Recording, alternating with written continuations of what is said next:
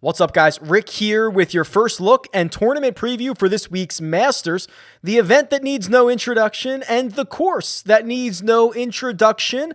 We'll get an introduction and we'll just do a quick preview first look for the 85th playing of the Masters. And as you can imagine, a week like this is going to produce plenty of content. There will be DFS previews, betting previews, fades, sleepers, live chats, everything that you can imagine will be happening this week. The 85th Masters, the second Masters in just 6 months. We are back at it again. Let's not waste any more time. Let's talk about it. This event dates back to 1934, and of course, it is the only major championship that does not rotate courses, which means we get plenty of great history. There are so many iconic holes and shots because of the sheer magnitude of shots that have been hit at Augusta National over the years. Of course, the iconic green jacket is the prize that everyone is playing for this week, but many people don't realize that's not the actual trophy, right? There is an additional silver trophy that goes to the victor, and what you're going to hear all week long are the beautiful hole names, each hole being named after a tree or a shrub or a flower that it is associated with. For example, number 1, that's tea olive. Number 13, that's azalea. They all have great names, and you're going to hear them all week long. The November Masters, the 2020 version of this event, was won by Dustin Johnson. More on that in a second. It was record-setting. Tiger Woods, of course, won this in 2019, his 5th Masters championship. Patrick Reed was your winner in 2018, while Sergio Garcia was victorious in 2017. Danny Willett was the beneficiary of the Jordan Spieth collapse in 2016, and it was Spieth himself who won it in 2015. 88 golfers in the field, and not only are they playing for that green jacket, not only are they playing for that silver Masters trophy, but they're also playing for $2 million. That's right, $2,070,000 is the first place prize out of a purse of $11.5 million.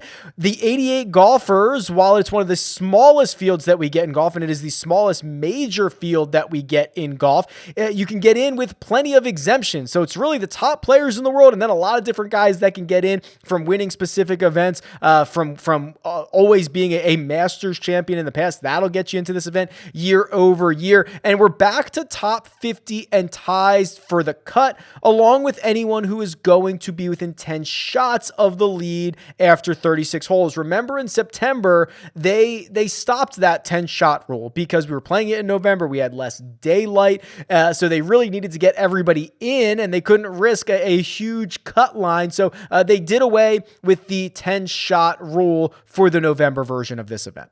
The field, while stacked, does indeed have plenty of question marks. Brooks Koepka underwent a procedure on his knee just a couple of weeks ago, and there have been plenty of rumors flying around. If you are a social media investigator, it certainly appears like Brooks has made his way to Augusta National, and I can't imagine he would do that if he wasn't at least going to try and play, but of course, nothing official at this point. Jon Rahm on the record saying that if his wife goes into labor at any point this week, he's gone. He's going to withdraw. He's going to get out of town, and he's going to go see the birth of his first child. So those are some of the larger questions looming around the top players for this week.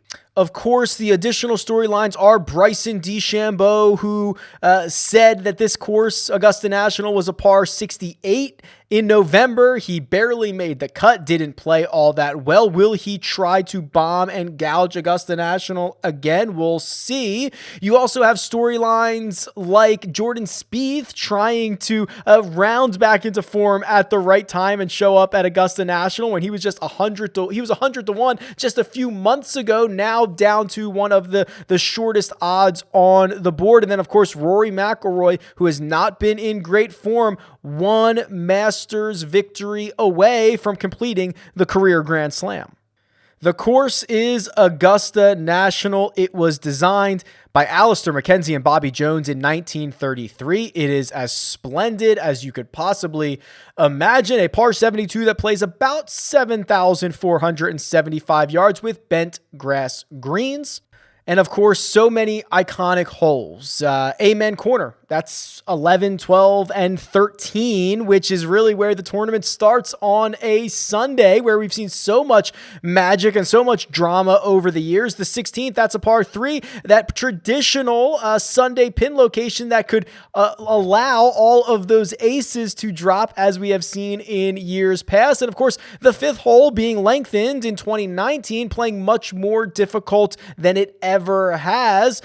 And it's going to look a bit different than it did in November. You know, there was not only rain before the event started in November, but there was a delay on Thursday morning. Remember that, about 3 hours, where this course just played absolutely wet and receptive all week long, and the players took advantage of it. Dustin Johnson goes out and fires 20 under par, a tournament record. Cam Smith became the first player to ever card all 4 rounds in the 60s. The scoring just in general, not even in terms of DJ, was phenomenally low. I don't think we're going to see anything close to that this week. Augusta National, in its more traditional April time slot, expected to play much more firm and much more fast than we saw just 6 months ago.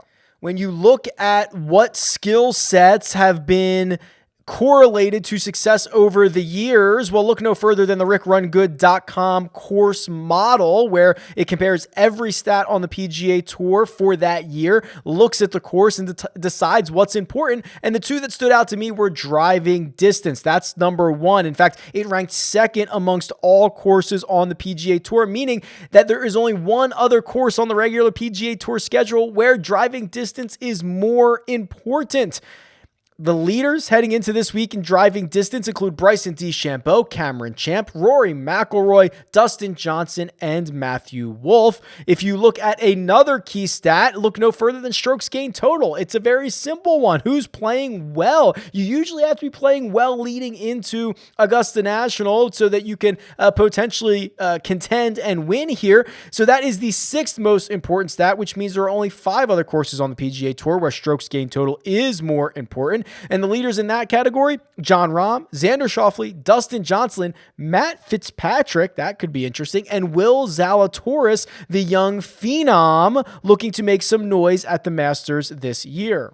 There will be no shortage of storylines and stats and content and things to talk about over the course of this week. So hopefully this was just a little appetizer to get you ready for the week that is so special every single time we get it back in April. It feels like the Masters time of year again. I'm looking forward to it. Let me know what you're looking forward to most. Tweet me at RickRunGood. Leave a comment below. I'm certainly going to talk to you soon. Best of luck this week.